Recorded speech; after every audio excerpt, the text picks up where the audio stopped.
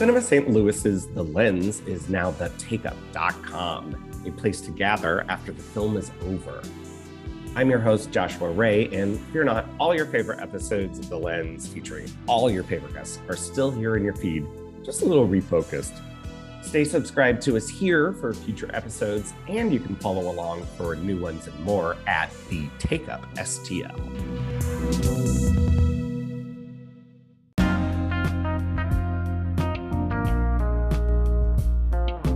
Thank you for joining us on The Lens, a Cinema St. Louis podcast. I'm Joshua Ray, programmer and critic, and today I am joined by Andrew Wyatt, critic, programmer, and managing editor of the Cinema St. Louis film site, The Lens.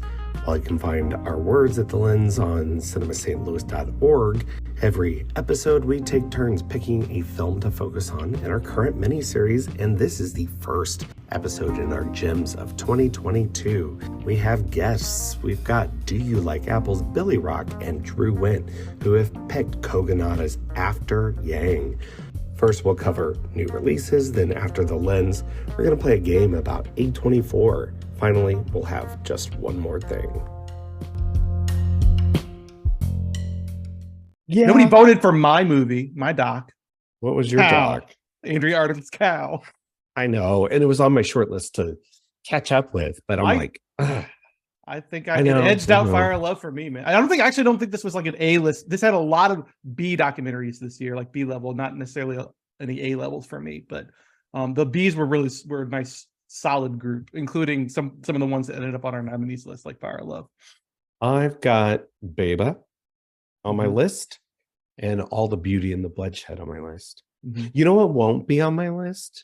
Is your little fucking blue people swimming in the water. Oh, is this going to turn into Avatar to Hate Fest? Is that what you're saying? Avatar? Avatar and Feather? Look, I don't get it. I don't understand this. I think I compared it to being in a Lisa Frank. What did I say?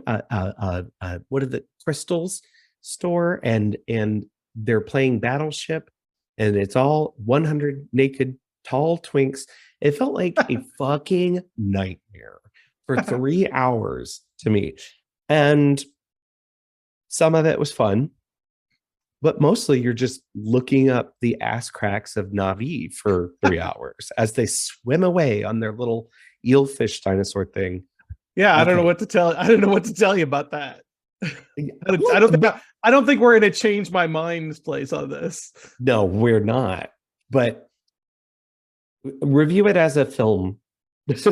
And I'm reviewing it as the awful thing that happened to me. The screensaver that you were the Ludovico treatment into watching. You said screensaver. I didn't say it. Yeah. All right. No, but that's the that's the CW, right? Like that's the criticism. It's a bunch of pretty pictures and not much else. And not even that pretty, according to you. It's not pretty. This is one of the most aggressively ugly things I've seen. Oh, see, I disagree strongly on that. One thing I loved about the original Avatar, which I don't love unreservedly, I think a lot of the same criticisms that were lobbied at the time, I think, could still stand. Although I did revisit the original Avatar in sort of anticipation of this, because I literally hadn't seen it in over a decade. I think since its original theatrical release.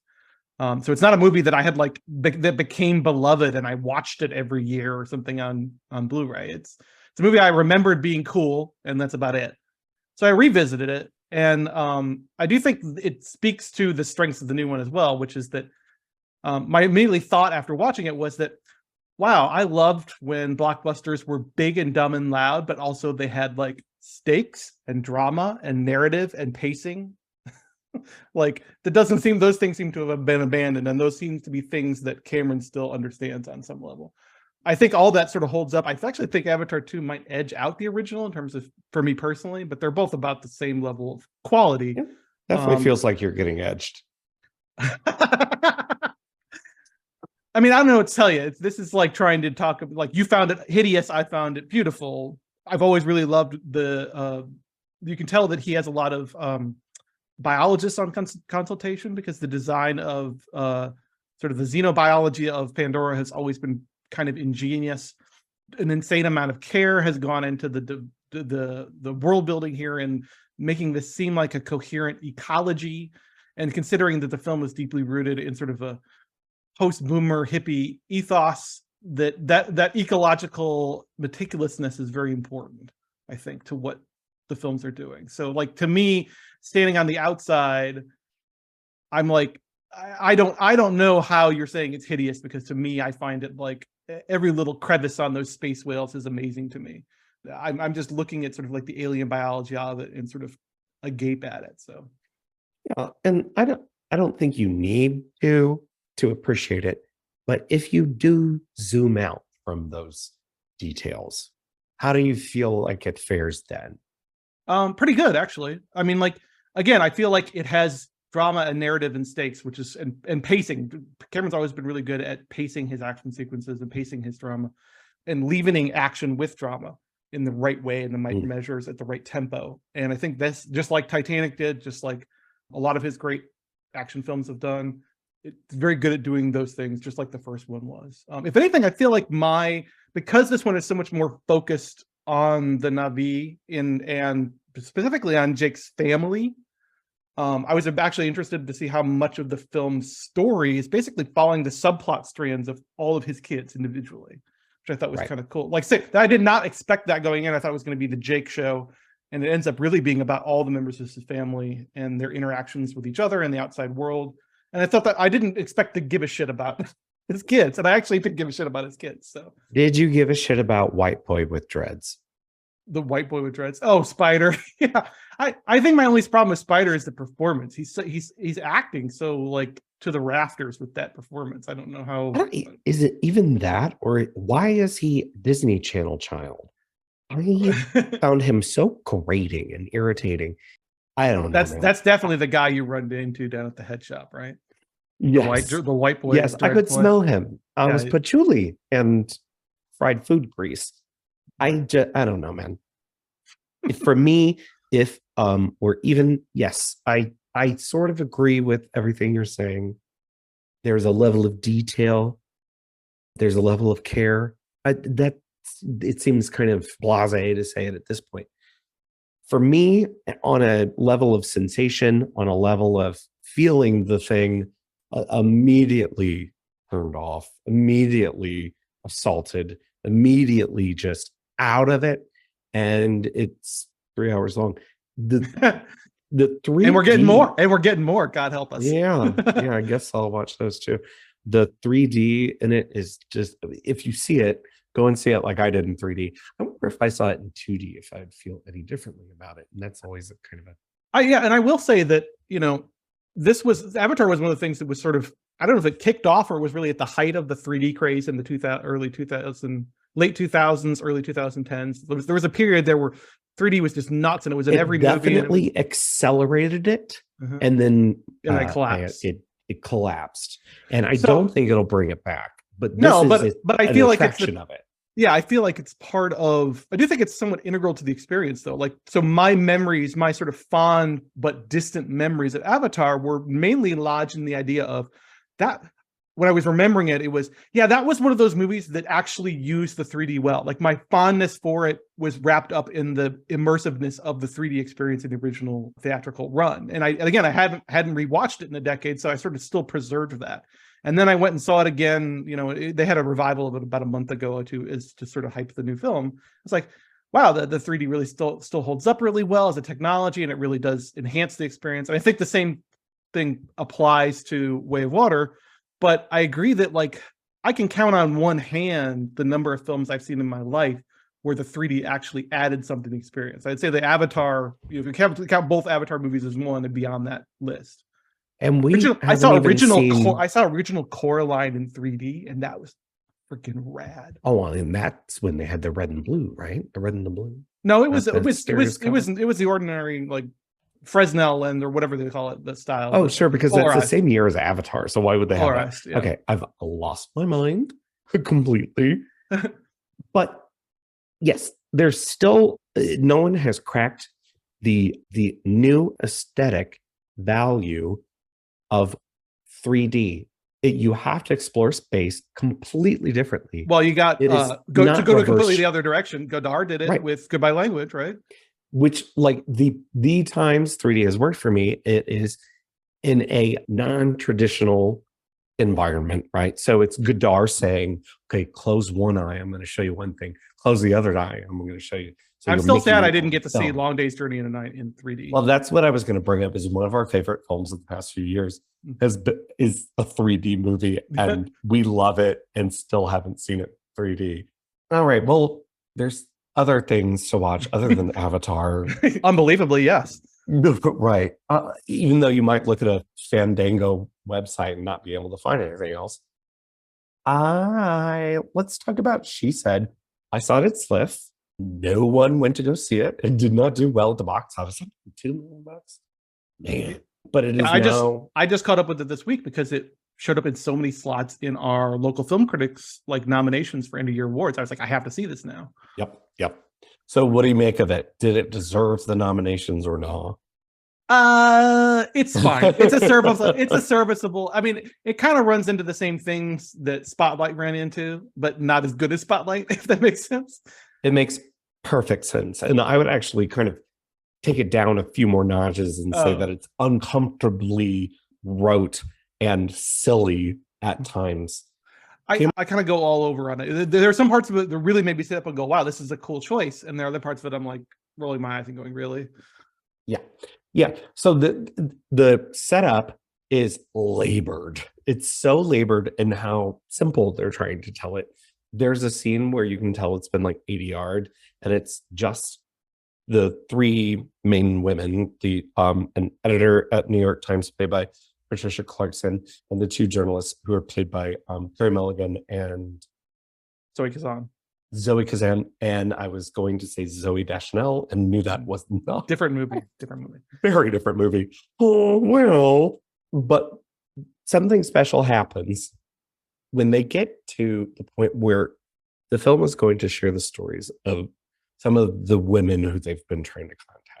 Mm-hmm. And this is about the expose of Harvey Weinstein and everything that happened to Miramax during his run there. Samantha Morton comes on screen, and the fucking theater lights on fire. Yeah. Because she is just one of the most incredible actors and understands that situation much more than anything else that had happened in the film. Just displays a credibility. And so much of the movie, I do give the film credit. So much of this film is really just people sitting across tables from each other and one person talking and the other person sort of furrowing their brow in concern at the things that the other person is saying, which doesn't naturally make for great cinema. But when you have Samantha Morton being one of those people who's talking, or Jennifer Ely being one of those people who's talking, like it elevates it, right? Yeah. They make it they make a meal out of it. Yeah, a very great meal. And yes, I would say that they elevate it beyond what it was. And it was sort of just kind of non-existent before then. And then some people are playing All the President's Men. Other people are playing all the King's Men. Like there's just there's a lot going on. And I don't know that Maria Schrader, who made I'm Your Man last year, the German film with which I liked a lot. Yeah, I was a little bit more mixed on, but I don't know that she has the kind of control of tone that I just see that is required. See, that worked to I'm Your Man's advantage. One of the things I loved about it is how it actually, its indecisiveness about tone works in its favor. It actually becomes this very slippery film, which I liked. But here, this is a film that requires righteous indignation, and it didn't necessarily. Again, whatever you're going to say about Todd McCarthy as a director, he gave Spotlight that sense of righteous Catholic indignation that it needed. And this just doesn't necessarily, I think you're right, this doesn't necessarily tap into that. There's some great scenes where characters get to be angry and fed up, but I don't necessarily think the film is on the same page as them. I just think that she does some interesting things stylistically that I wasn't expecting. I really love the sequence where, sort of counterintuitive sequences where we get narration about Weinstein's crimes and his encounters with these women told by the women themselves. And instead of giving us recreations or characters sort of furrowing their brow as they're listening to it, they do this beautiful push ghostly in through visitation of the hallway. space. Yeah, where it through the happened. hallways of these Yeah. hotels where it happened. I thought that was a really cool stylistic touch. So there are moments like that where I went, "Ooh, cool! This is a movie," and then like the rest of the time I'm sort of sitting there going, okay." So the climax is going to be they hit publish on the website. Okay, It was, which was very climactic. All right, well, we've got a couple guests are joining us. This is the first episode in our new miniseries. It is the Gems of 2022, and it is now called that forever because I didn't think of anything else. But we've got Drew Wendt and Billy Rock of Do You Like Apples, the beautiful newsletter from a couple local St. Louis critics. They are here to join us, and they have picked After Yang. What happened to Yang? I don't know. He shut down last night. He won't restart. Has this happened before? No. If we can't get Yang fixed, I'm not gonna buy another sibling for Nico. It is an interior core problem. All right, as promised, we are in our new mini series. It is the Gems of 2022. I almost said 2021. How do you like that? Appropriately enough, we are going back to the future. Yes, with After Yang, the 2022 film by Kogonada, as chosen by Drew Wendt and Billy Rock of Do You Like Apples, the Substack newsletter weekly, right? And sometimes little bonus stuff from these two, kind of spilling the tea on new releases, but also streaming films that you can watch at home. Drew and Billy, thank you so much for being here. Thank you so much for having us. This is really cool. We're big fans of what you guys are doing at Cinema St. Louis, so this is fun. Oh, that's very sweet. See, we have fans. You know us, Andrew. I think we've met them all personally. Yeah, now at this point, yeah, they've all been guests. Well, anyway, thank you for coming on and choosing one of Kayla's favorite films of the year, and she's not here. Dang. So, Kayla would miss is you. that Kayla? Take that. Anyway, so enough dogging on them. I saw this with the virtual Sundance early this year and responded to it. I'm not as big of a fan of it as I was Kogonada's first film, Columbus, which I think we should talk a little bit about. I think we're all fans of it. But it does linger in the mind. It does stick with you. So tell me about it, why you chose this one as sort of an underrated film of 2022. It really came at a point in the year, I think in April, where when you're trying to guess the things that are going to be lasting throughout the year, I thought this was going to be on a lot of top 10 lists, and not even realizing that Colin Farrell was in two other films that have really memorable performances. I was like, this is going to be the number one on his list for a while. That I feel like he didn't have much going for him in a while, and it was a good bounce back for him, especially matching up with Kogonada again. To my delight, it was probably people's third favorite performance from him this year, and it's still a great performance. So that's kind of why I wanted to highlight it in a big wave of his amazing year. After Yang is kind of an afterthought. How do you guys feel about that? Yeah, you're going to fit in well here. Yeah. But yeah, so I'm just really excited to talk about it. I think visually really interesting, a futuristic film that feels realistic and not too reaching, and yeah, just really, really enjoyed it and was able to see it in theaters at Frontenac. So it was a great experience overall. Billy and I were really anticipating it. His first film, Columbus, is a personal favorite of the last 10 years for me. And I think we thought it would be a bigger release, I think, when it came out. And I think it was released on Showtime, streaming on Showtime and in theaters at the same, on the same date, which was a little disappointing. It felt like it kind of got swept under the rug. And, I think we both responded to it immensely and wanted to kind of give it a little more shine. But yeah, I was rewatching it last week, and I was trying to think about why am I responding to this film so much? I mean, besides the fact that I clearly Kogonada's style and his storytelling resonate with me, but I think it's and we can go in more in depth on this, but it's the big ideas and it's the little details. It's he really he uses sci-fi to kind of pull out these big ideas that sci-fi usually examines, and then it's also the little details of the design and the costumes and everything in that movie is so precise. So yeah, I think that was kind of what it broke down to for me. So I actually did catch it on Showtime. I was not going. I haven't gone to a lot of Okay. theaters this year. This is another thing we have to talk about. What A24, what are you doing with good movies that seem like people would like to go see? Yeah. Okay, anyway, sorry. Andrew, you saw it on Showtime. I mean, we could have a whole pod about the Yeah. streaming and theatrical debates. I'm still, since COVID, I've sort of dropped off my theatrical habits quite a bit. I very rarely go, even as a critic. So I do consume a lot at home, and so I appreciate it. I think I saw it right after I was coming out of True False, coming out of a movie binge, but it was a nonfiction movie binge. And I said I need to watch something weird and spacey and narrative. And I also love Columbus. It's one of my favorites. So this fit the bill. So I watched it at home, I think, some random night, and it broke my heart. As Kogonada's work seems to do. But yeah, I loved it. It's definitely going to be, I think, in my top 10 or 15 of the year. Very good. I like this movie a lot. It sort of soured on me as I sat with it a little longer. There's a lot about it that does linger, appropriately so, because the film is sort of about memory and excavating memory and making those connections. We'll have to break down what the film is about, but also how it's about it, because it has a very unique style in the way it actually folds in.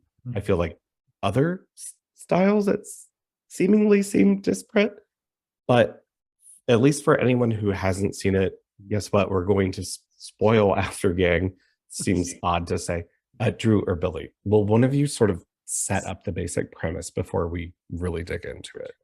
Yeah, so it begins with Colin Farrell's character Jake, who is he has a family, and it's hard to know when the story is set in. It's near Indeterminate future-ish. future. It seems to be after a war of some sort, potentially with China, and they have an adopted Chinese daughter, and they have this AI Yang, who is kind of her friend slash caretaker when her parents are at work and whatnot.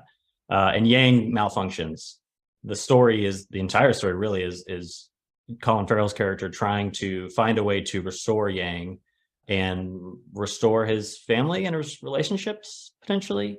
But like, as you said, it's a hard movie to spoil. It's oblique in some of its storytelling, and it's not necessarily a straightforward narrative, which is one of the things I like about it. I think that's a great setup, because you get to a point that I was talking about, in the way it explores grief and family and memory and sort of the ephemeral nature of all of those things, and sort of tenuous connections, and how easily kind of puns. I love puns.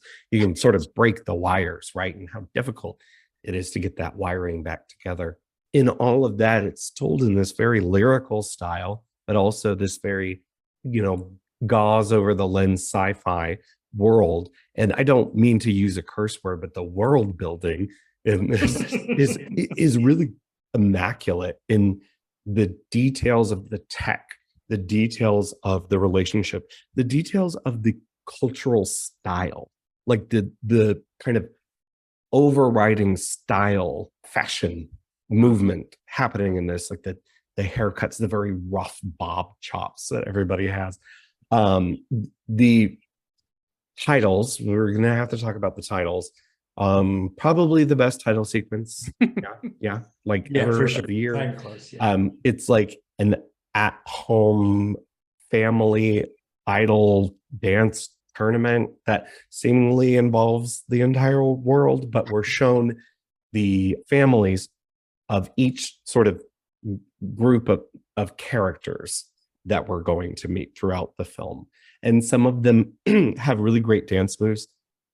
Colin Farrell, has he danced in a lot of movies before? Because I don't know, I feel like he's got like the Mads Mikkelsen maybe hidden dance he background that I didn't. He dances I in didn't know Fright about Night. until. So go ahead, Andy. dances in Fright He Night. dies in Fright Night, I think. Fright yeah. Night? Okay, Fright Night. straight to the top of the watch list. Like I didn't notice that the first time, but when I watched this the other day, I was like, oh my God, Colin Farrell, what you doing? The worst moves is Clifton Collins and his family. Very sweet. Very But sweet. y'all are chopped. I think they're the first ones out, if I remember right. So Yeah. But this is where the malfunction occurs. And I think that's such a keen move and like an economic move, because you're sort of very into this stylish thing that he's decided to do, but it's actually, as it turns out, it's a mechanic. Ugh, I'm gonna do it the entire time in the plot too. So throughout this journey, he's dealing with an impending grief, and like sort of it's a story about grief, but the person is sick, or the person is going. It is that stage of grief. It's a pre-grief, because they're still there, and there's still a possibility that things could turn around. And then there's a sort of acceptance, and then sort of don't get the grieving process, except maybe a little glimmer of it once it's over. How do you guys feel about these sort of ephemeral ideas and how they come through on the screen? Andrew, you're a Malachian. You're a Malachad. A Malachi. Malachi. I don't know. Terran. I like the thin red line. Let's Right. Okay. Yeah, I think this film there's a lot going on here. I mean, the grief theme is there. The little girl, the way that she responds to news that Yang is not coming back, that she sort of hangs on to this hope or this ideal. Obviously, there's analogies to the way that, people deal, particularly children, deal with the idea, the bargaining, the denial with the idea that somebody's going to go away and they're never going to come back. I do think that's a part of it. Although I also think there's a lot going on in this film in terms of how much we know about each other. I mean, I think one of the fascinating, there's a recurring motif in this film where the main character sort of dives into Yang's memories. And again, spoilers, but sort of what he's uncovering as he ferrets deeper and deeper through the layers of Yang has been through a succession of owners, and his memory has been overwritten multiple times, but Yang has somehow clutched onto these fragments or pieces of these previous memories or experiences with previous owners. And there's a motif where sort of the main character keeps diving back into those memories and going deeper and deeper and finding earlier and earlier iterations of this man/android/appliance that he thought he knew, and that he realizing he didn't really know him as well as he thought he did. That this thing that he again thought of as like a cute little appliance to a companion for his daughter, had a life with other people before, and those interactions and those relationships and the meaning that he created with those people have nothing to do with him or his family. And I think there's really cool, like, serious sci-fi questioning going on in this film about AI and how we're going to have to deal with the idea of machines that have identity and memories and connections to people. But it's also obviously an analogy for how human families work, right? Like, how many people do we know? We've heard stories of people who die, and we learn things about them after their death that we didn't know. Lives that they led, secrets that they had, connections that they had that we had no conception of what they had. So I think this is very much a movie about family and about the secrets that they keep from each other. And then those things that you learn seemingly unlocking a door that was closed before. It is really sort of a noirish narrative in that you're following someone who's a detective, who's figuring out and digging through, going out of the past and making all of these connections. And specifically when it comes to the character played by Haley Lou Richardson, who's someone that comes up in Yang's memories as he's excavating them, as Colin Farrell is. And the idea of perspective in this is really interesting too, because you're locked in Yang's perspective in the memories sometimes, and then sometimes the memories actually sort of refract or bifract, like in front of your face, in that different takes are used. and different tones from the actors are played on top of each other or cut interspersed between each other. And so it gets into these ideas of what you're talking about, Andrew, is sort of identity and the inability to ever truly know someone, even as they're standing in front of you talking to you, and there's seemingly a reality in front of you, but you don't have it all. You don't have all the pieces. But this narrative starts to unfurl as he's trying to figure out who this woman is that Yang is seemingly friendly with, possibly romantic with. And he gets the idea that he's romantic because he understands the sort of vision that Yang has of this woman. He understands there's some sort of longing in the frame of his eyes. Yeah, it was the way that they kind of show it thematically of where it bounces from memory to memory. I feel like because it's almost like a galaxy like visualization of that, and that could have gone wrong very quickly for me. That type of gimmick, it was like normally I'm just cut to the next thing. I don't need to see this visual desire to drag me one place and the other, but I feel like it kind of gave me the time to wrestle with each vignette that was going on. And in particular, the relationship the daughter had with Yang, Colin Farrell's daughter, I thought was really masterful, just because I grew up in a religious household that is encouraged to adopt children from either other countries or and a lot of the times it's kind of, oh, you're in my family now, disregard the past that you maybe would have had if you would have stayed with your own your original family. And the concept of bringing in a being, if we're not comfortable calling Yang a person, to kind of link up where her memory is going to go with the past and then project onto the future. I thought it was really, really interesting concept, because the benefit of being a child is if you're either going to internalize that type of trauma of being adopted, or you have the ability to forget. And I think that's kind of thrown out on screen, because you could have just ignored that. Maybe she wouldn't even been interested in thinking about that side of her, but kind of forced memory onto her of what could have been. And the scene, and I think it's an orange tree field, where the analogy they give for her past and all that, I thought was really beautiful. So that storyline really clicked for me. Yeah, there's an interesting way where Yang is sort of pushing her to, like, so I think initially there's an impression that Yang is just there to be a teacher. If she asks a question about China, he answers it. And the world building he's is a cultural, that's his position is, right, a cultural, what's the other word? Repository, or I don't know, something like that. Like his job really is to help connect her to her culture, her Chinese culture specifically. Mm-hmm. Yeah, and Jake and Kyra are kind of positioned as these sort of wealthy-ish, well-meaning people who think that's their responsibility. Like, they're not just going to ignore their daughter's heritage. They're going to try to give her this thing that helps her answer questions about who she is and where she comes from. But Yang does, particularly in that scene you're talking about in the orchard, Yang does this really interesting thing where he pushes maybe more. He's not just a talking encyclopedia. He's pushing more insistently at her and trying to explain the philosophy of why where you come from matters, why your heritage matters, why it's important to know about that. And that's a little unexpected, right, when it comes in the film, that he's being more than just a repository of information at her beck and call. He's being a person who's offering her a worldview there. He's offering a philosophy and approach to life and navigating life as an individual. And that's, again, I think it's an interesting film, even if we take its sort of sci-fi premise at face value and don't treat it as an analogy. It's a really interesting film about AI and where it may be going, what it may be trying to do. I think the family aspects is the second time watching it, I think was what really clicked in for me. Is first time maybe you're watching more like, what's Yang's relationship with his family? What are the images that Coconut is showing me mean?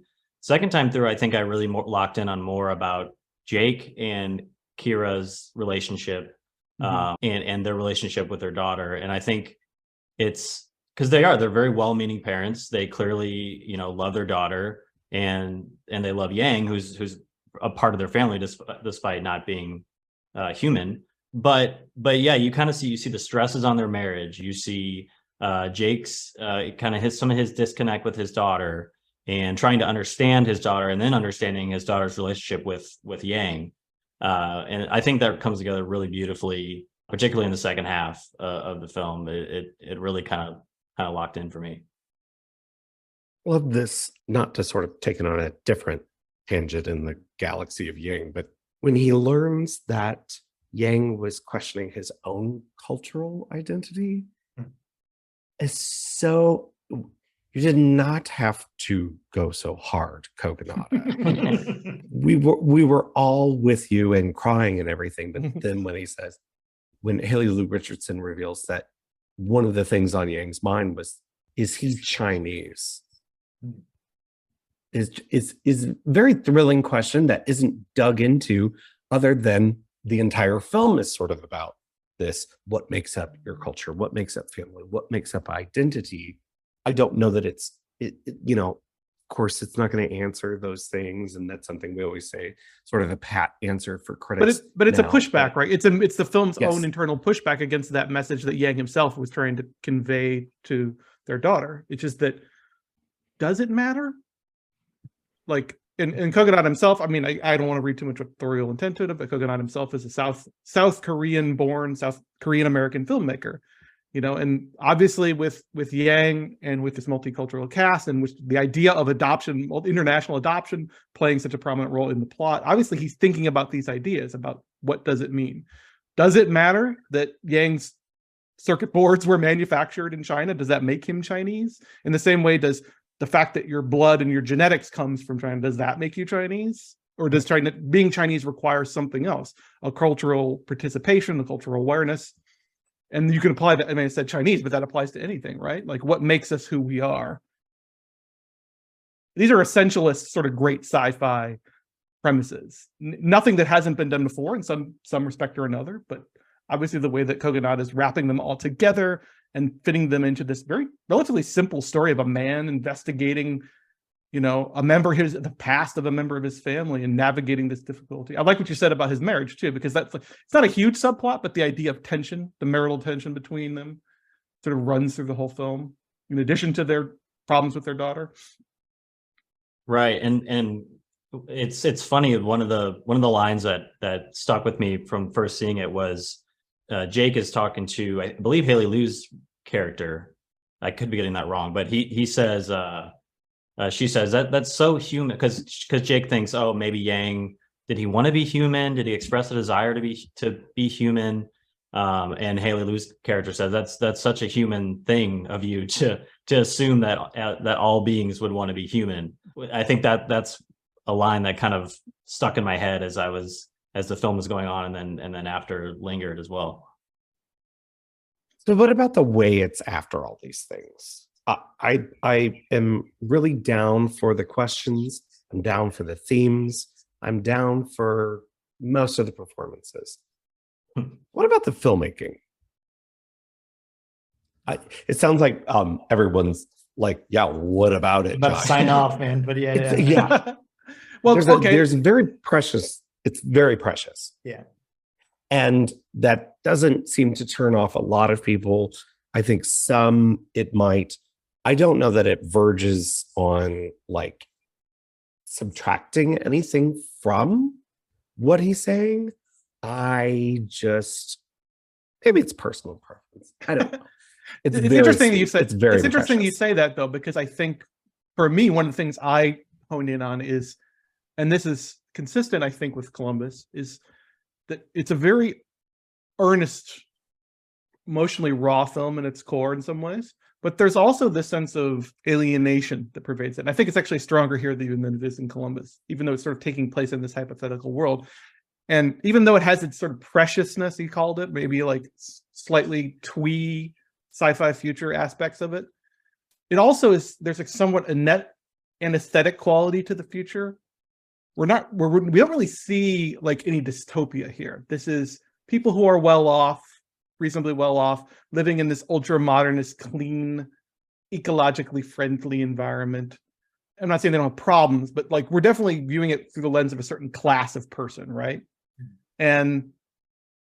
But even overlaid on that, like Colin Farrell, it's just sort of like he's married and he has a family and he has problems, but he is sort of walking through this movie like he did in The Lobster. There's a sense of like, and I don't mean that in a bad way. I mean, like he conveys this man who maybe is a little bit disconnected from everything, that he himself doesn't feel like he belongs, doesn't really have an identity. He runs this tea shop that, as far as we can tell, has no customers. I forgot about And tea shop. the one customer that comes in is upset that he doesn't have tea crystals and he has just Oh. traditional loose tea. That's probably the funniest line of the movie. She's like, "What do you mean you don't have?"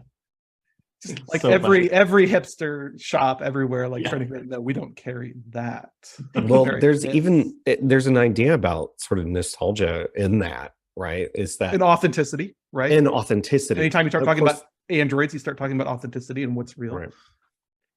Yeah, there's sort of not a wasted line or movement in this thing. But to keep it on what you were saying, like I actually register like this world feels slightly alienating, this future, even though it seems comfortable and technologically advanced to the, at least to this class of person that we're seeing. I also get the sense that there's a sadness there. There's a sense of alienation in these characters.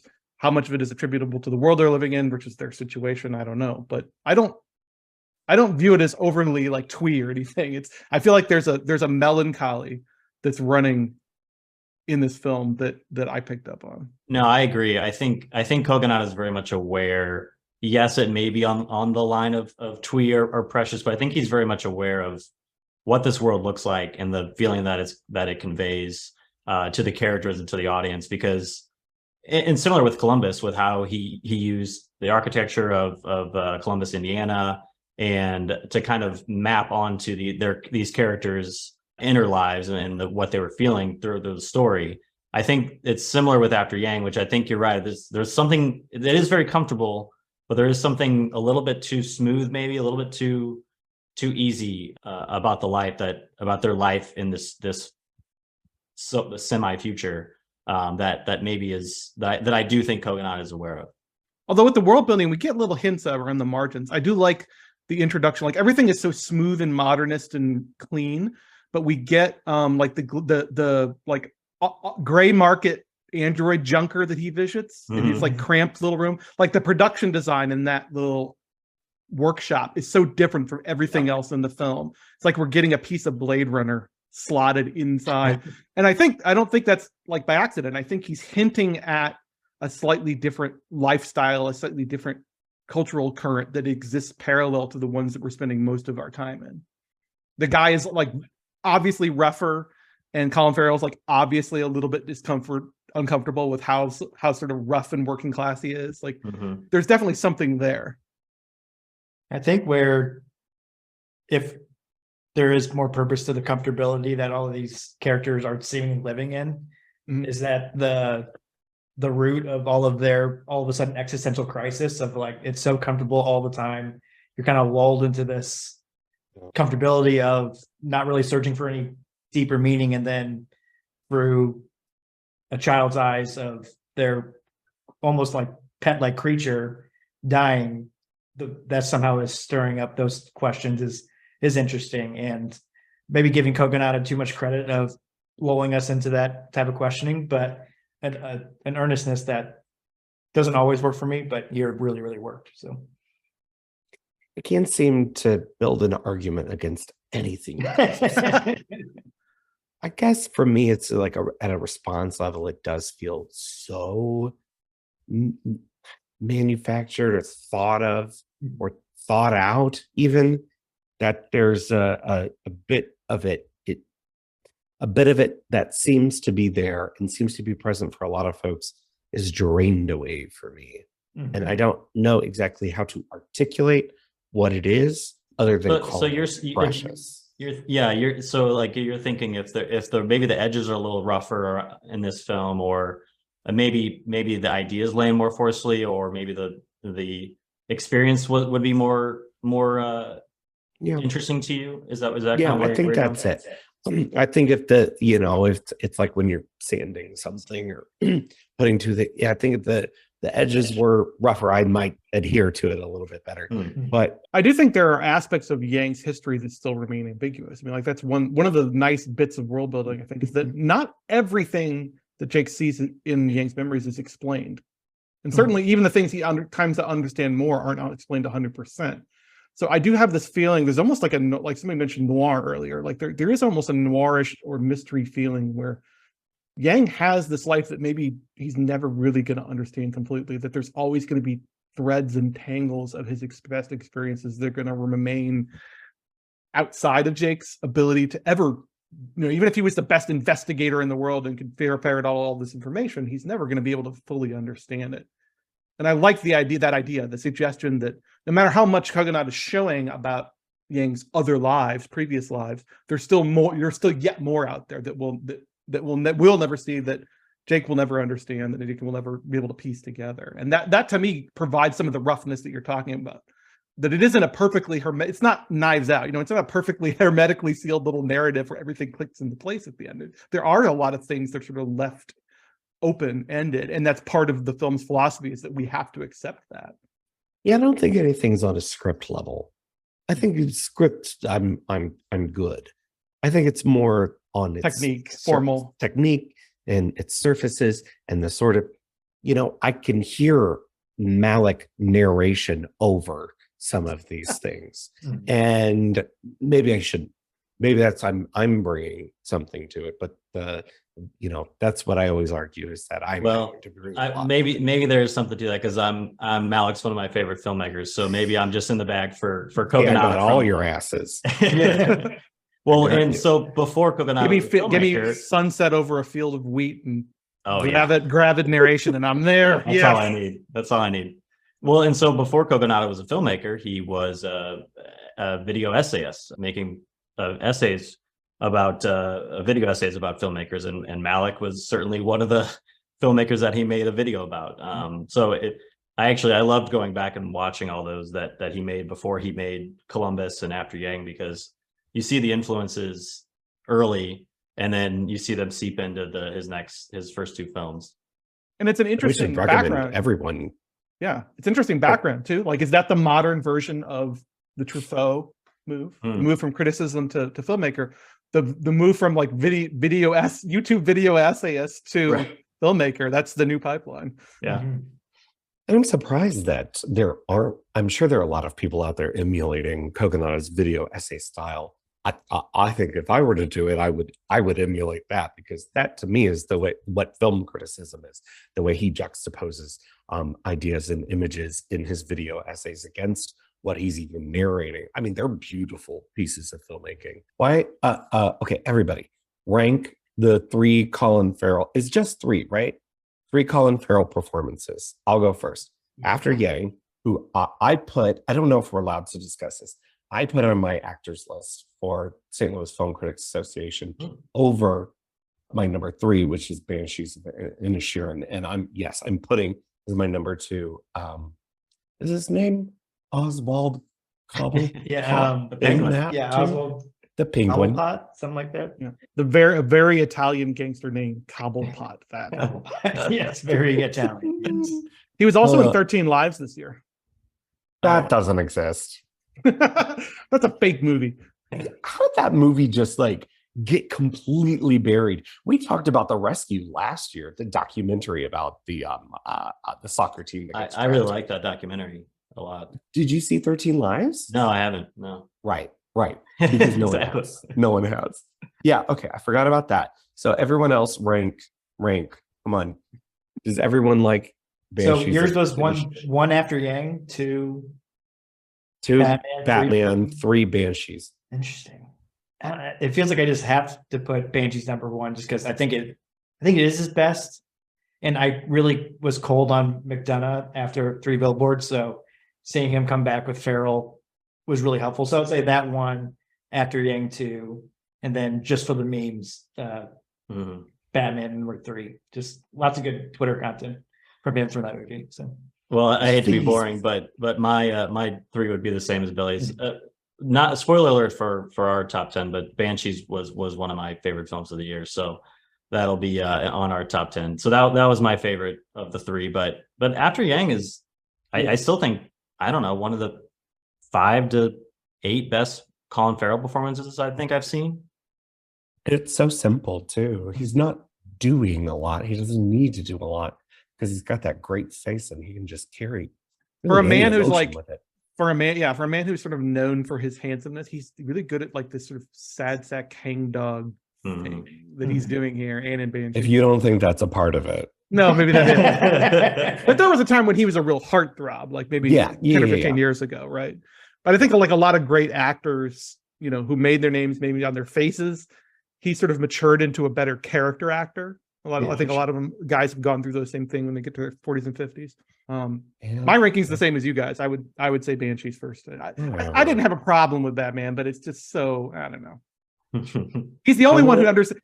I will give him credit. He's the only one who knows that he's in a cartoon. Yeah. He knows everybody else is in a grim dark serious. 100%. Everybody else is in a grim dark serious comic book movie, and he's like, I'm gonna play this like I am fucking Nirvana song. And I understand that's a spicy meatball.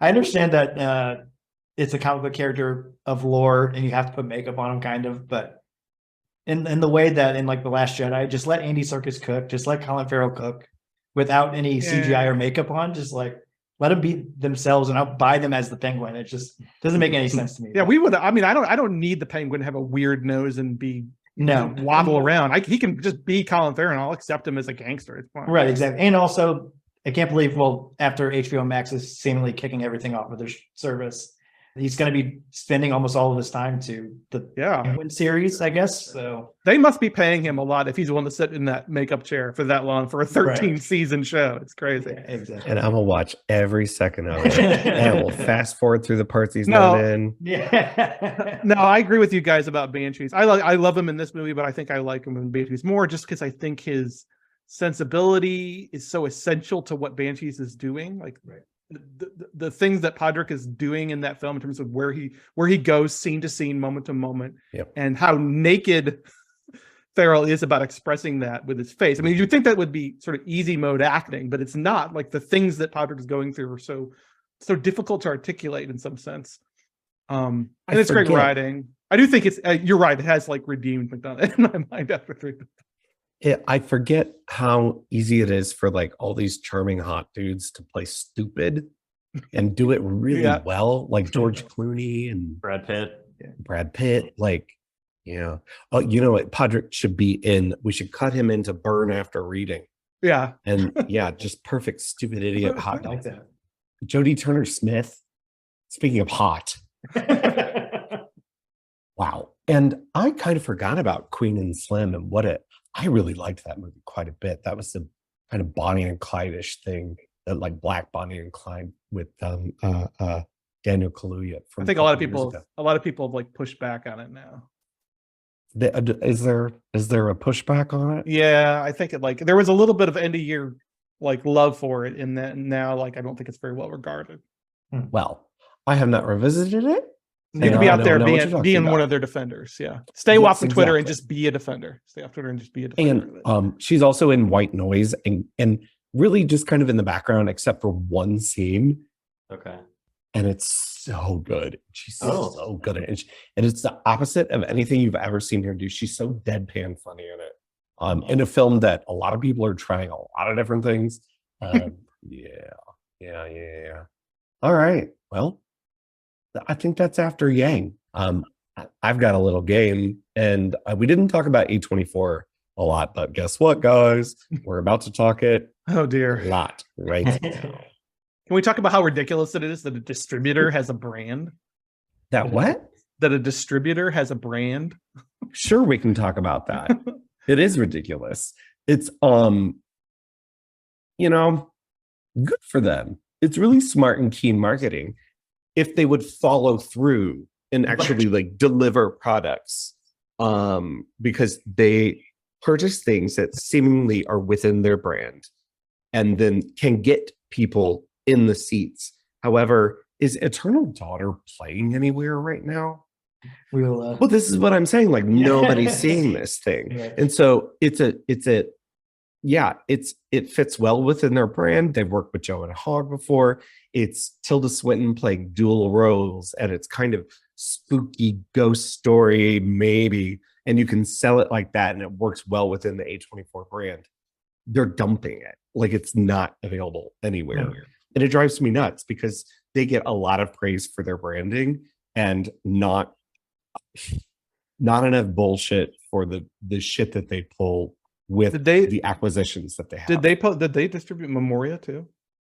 No, that was Neon. Neon. Okay. And Neon, I feel at least they're a little bit more cagey about their release strategies. I feel like you will eventually get to see a Neon movie where it's like A24 after Yang just shows up on Showtime.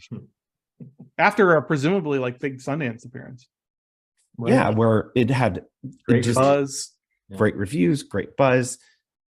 It has a star in it. It has a sci-fi concept that I think a lot of people will respond to. Yeah, it's just whatever.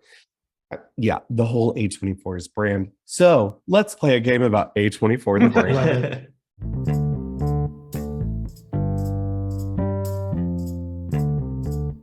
All right, so we're going to play a game about A24, a company who loves to bury great films. What films have they buried this year? Stars at Noon. Come on, give me other ones. The Eternal Daughter, After Yang. Anyway, sometimes they don't bury films. So what I have in front of me is the top 10 box office getters from A24. So we're going to take turns between the three of you, and I'm going to give you a clue.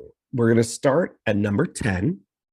So hopefully that's a clue. Probably not until we get a little higher. I'm going to give you a clue that's either the tagline, the director, or cast members. Mm-hmm. If you get it, then you'll also get the opportunity to guess another film in the top 10.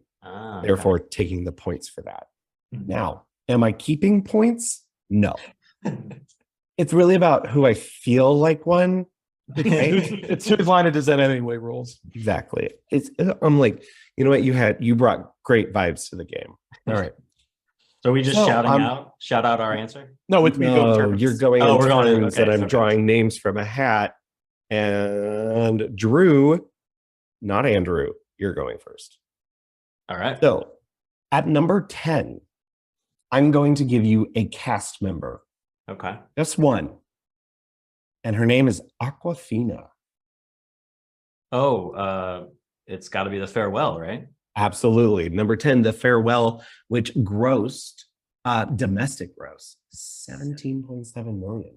Hey, that's pretty good. That's for a film that great film. Oh, yeah. Great film. All right. Do you want to take a stab at another film in the top 10? Yeah, I feel like I know at least a couple more, but the one I will say I'm pretty sure is The Northman. You are incorrect. Oh, man. Not A24. Oh, that wasn't A24? No. Oh, I think The Northman's Focus. Is it Focus? However, because Egger's other two films were A24, right? Oh, okay. All right, Billy, it's your turn. Let's look at number 9.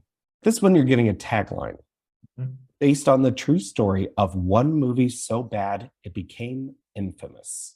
Oh gosh, The Disaster Artist. Did I not? Is this game not hard enough? But it's fun. Yes, that is The Disaster Artist, starring, and other folks. Dave Franco. Yes, Dave Franco. What a great Dave Franco vehicle that was. It really is. You know who's also very good in that? Sharon Stone. Who's she? All right. She plays a producer, and she's just got one scene where she's just Sharon Stoning it up. Great. Amazing. We need more of that. Yes, we do. Okay, so of course, the movie, it being the bad movie being Tommy Wiseau's The Room, of course, and this being the story of The Room. All right, so you get to guess one of the other 8 at this point, top 10 A24 box office makers. I don't know how to phrase that. So I'm pretty sure number 1 is Everything Everywhere All at Once. You got it. Seems like a nice one to just lop off the top. Exactly. Steal. The gimme. All right, so that one's off the table now. Andrew, we are looking at number 8. Are you trying to make this hard? Is that what this is about? I am definitely playing against you. Okay. Okay. The tagline is a New England folk tale.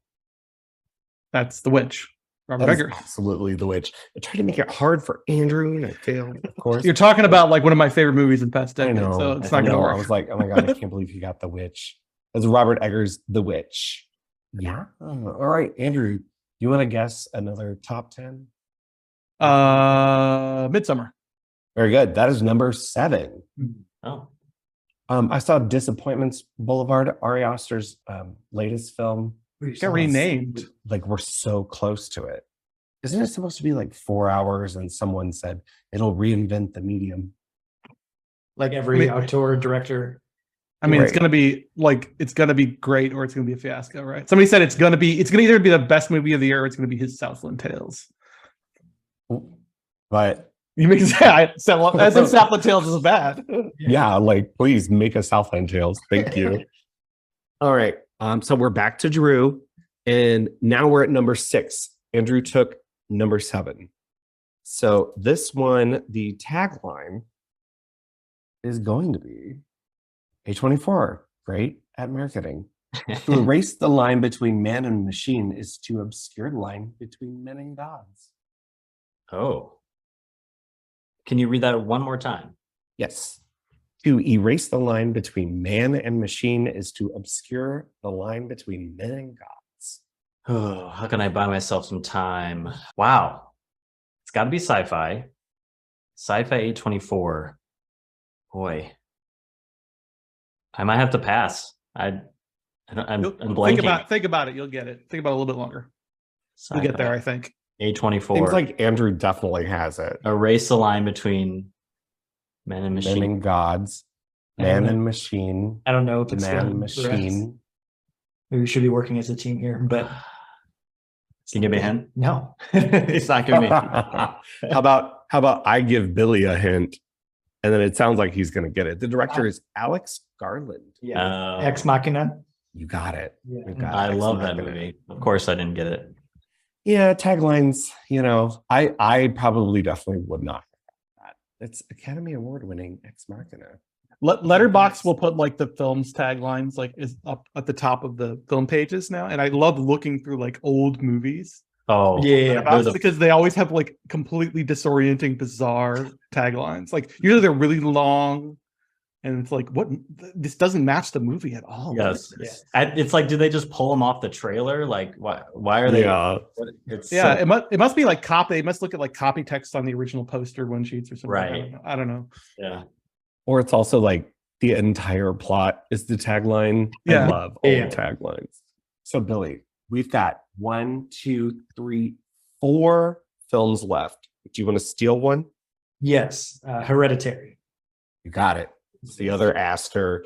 Yeah. You're also playing blocks on Andrew. Yeah, I am. Defense on Andrew. Offense I on never sports work. So then Andrew, Mm-hmm. this is number 5. Yeah. Tagline is, this is the story of a lifetime. And I did not do tagline because it's so fucking oblique or whatever. It's that if I give you anything else, it immediately Oh. gives you the film. Right. I think I know. Story of a lifetime. Have I seen? Do you know if I've seen Yes. this film? I have seen this film. I don't know. I don't know if the taglines- anyone who dislikes this movie. It is a universally beloved. Okay. universally loved, a recent entrant to the Sight and Sound poll. Oh, I think I got it. Moonlight. Damn it. Drew, that was going to be yours. I And then almost, he I did- almost stole it. Sorry. Yeah, yeah. Well, there's But everyone else gets hints now too. All right, Andrew, there are 2 more you can guess. And these are the third highest grosser and the second highest grosser. Uncut Gems. You got it. Oh, nice. Which That's one is number that? 2. Oh. So we've got one more left, and that's circling back to Drew. And the tagline is Time to Fly. That's it. That's it. This is also another one that if you got cast or director, it's over. Okay. Time to Fly. A24. Come on, dude. You know it? Yeah. You do? Well, I think I know it. I will give you hints in that another film. I don't know many people who don't like this movie. Hmm. I'm just gonna shot in the dark. Swiss Army Man? No. Great guess. Great movie. All right, I need to see Swiss Army Man. I still have not. I like it more than Everything Everywhere. So it's, I know. Yeah. Heresy. Heresy. I like it too. I like it too. Hot takes. Am I good to go? You're good to go. I You feel got it. really embarrassed because I feel pretty confident. Lady Bird. It's Ladybird. Yeah. Ah, Ladybird don't fly. good guess. On the coop. I didn't All think right, it was a pun. I didn't think it was a punny tagline. I know. It is a very punny tagline. That was going to be my next hint. All right. So that is, of course, Greta Gerwig. So I didn't keep score, but I'm actually pretty sure that Billy won. I mean, Right? Don't we all feel that? All right. All right. Very good. Let me just recap.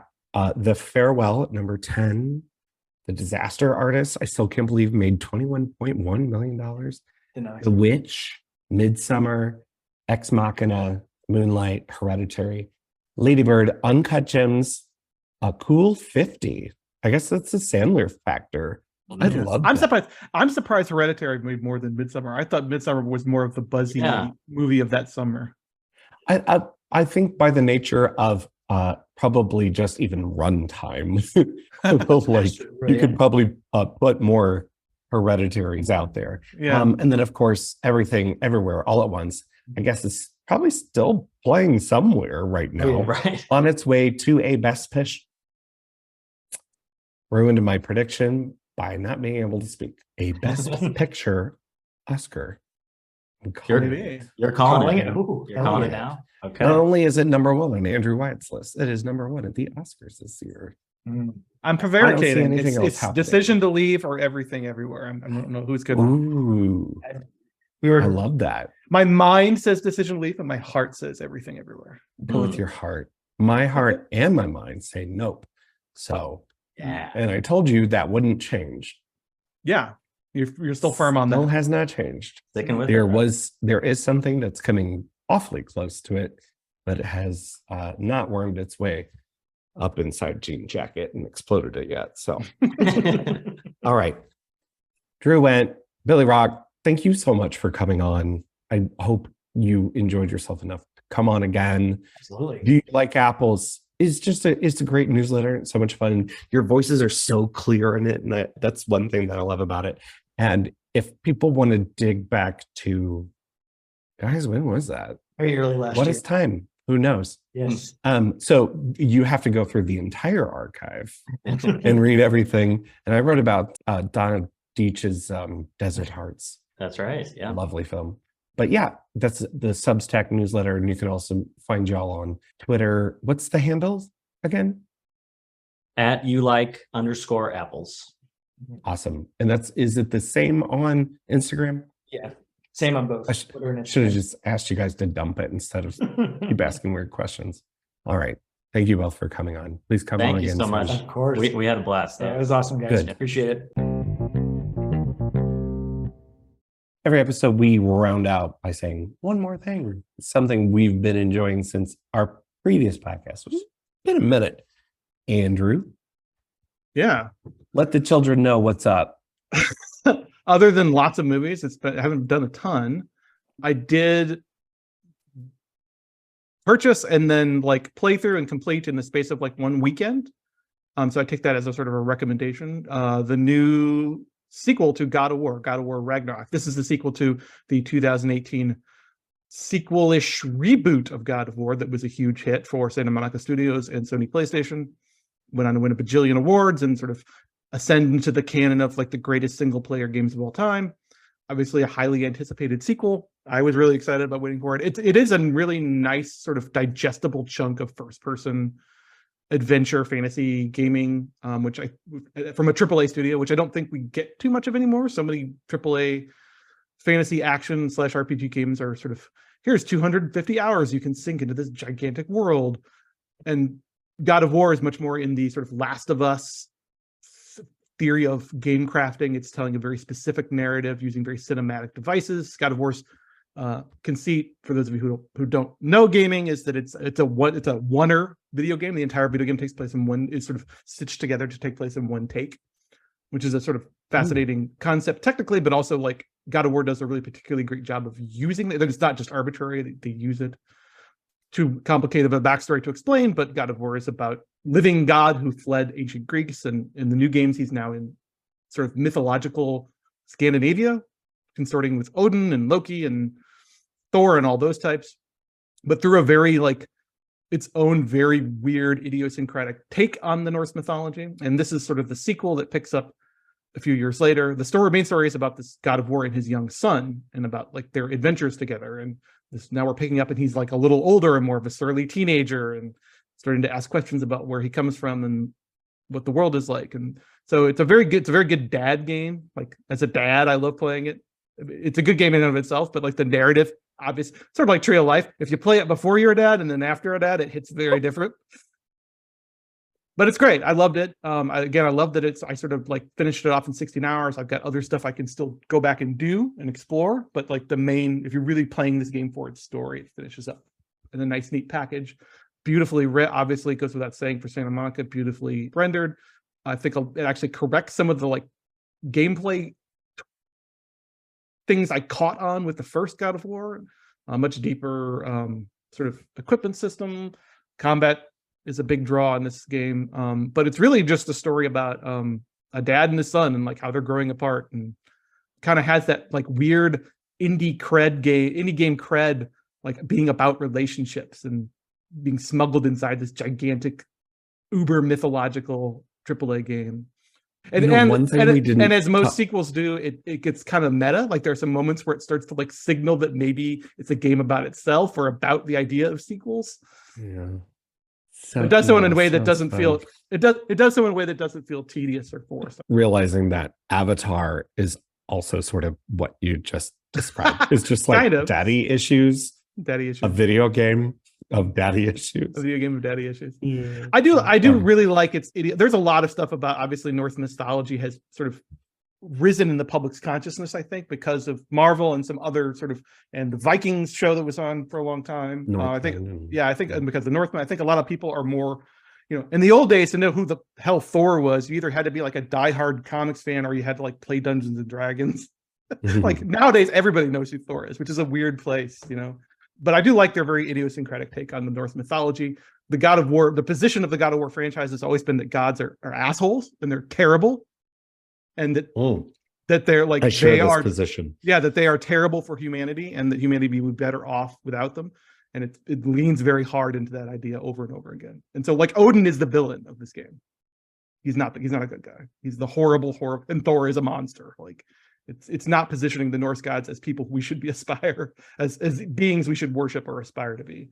Thor is also a monster to my life because y'all keep making me watch those fucking movies. Are we making you though? Are we?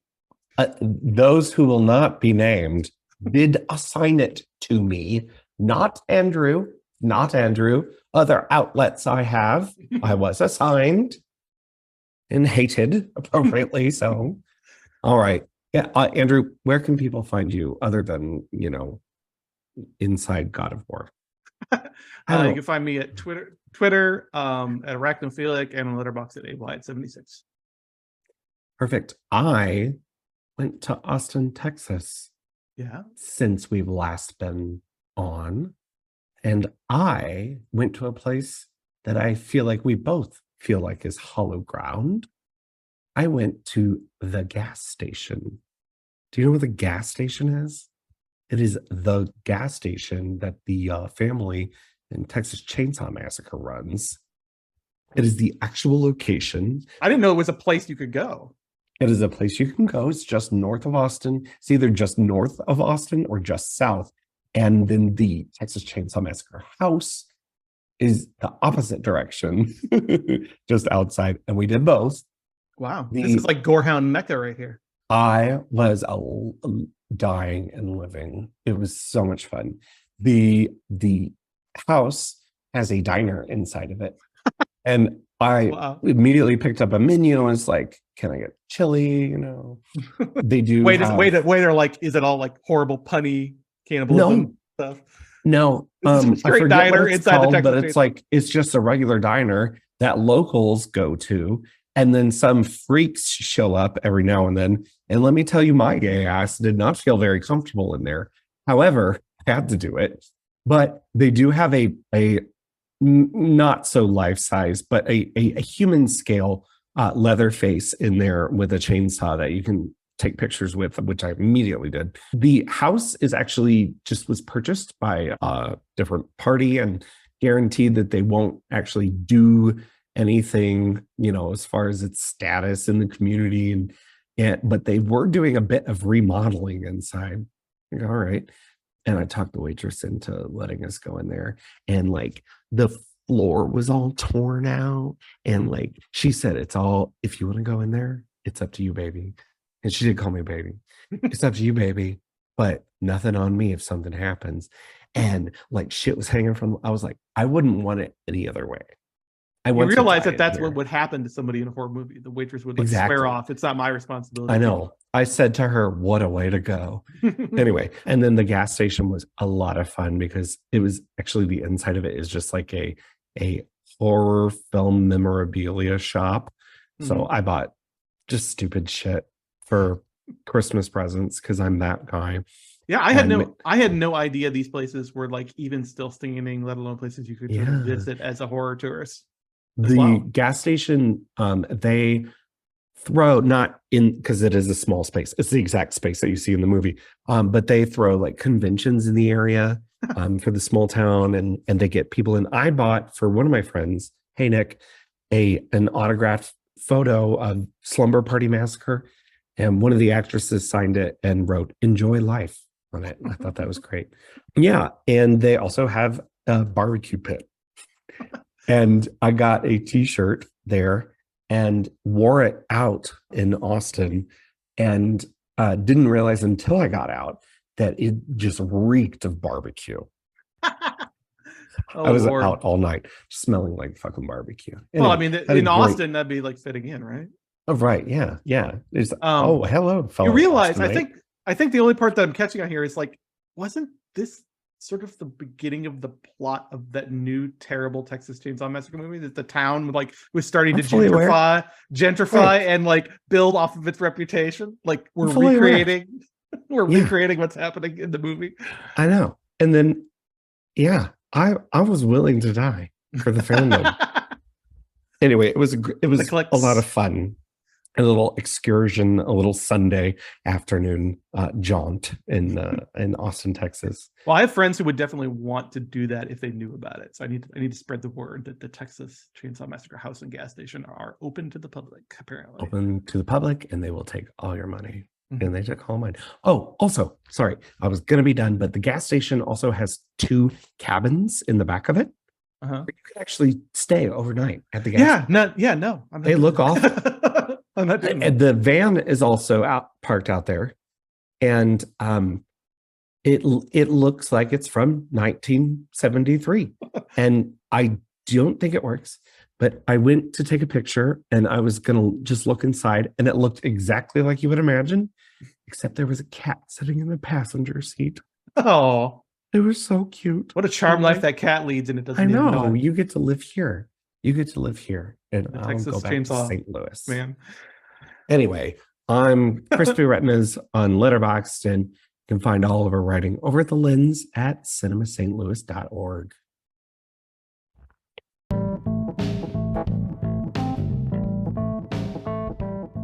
All right, on our next episode, we've got Katie Carter, St. Louis critic.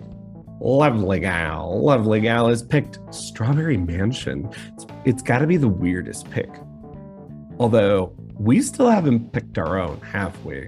No, we're going to be doing that after the holidays, right? First thing of January? No. Oh, ours. Yes. Our episodes. Sorry. Yeah. Sorry. So, but Katie's is going to be out around Christmas. So it'll be a nice little Christmas present for you. And Strawberry Mansion is one of those movies that sort of, I think it was either at Fantastic Fest last year or Sundance this year, and it was on my radar, but I haven't. But it looked very weird, and I've been eager to see it. So this is a good chance to. I'm excited. Yeah, me too. It seems like a really good excuse to talk to Katie and have her on the podcast, talk about weird ass Strawberry Mansion. So that'll be out here in a couple weeks. And then, I don't know, pay attention to the Lens. Probably have some end-of-year stuff. I don't know. End-of-year stuff. We're on doing something. I don't know Candle what. It's still taking Twitter. shape. Yeah, we're thinking about it. But until then, Strawberry Mansions forever. It's not going to be a song every time, but it's just what comes to my head. I'm sorry.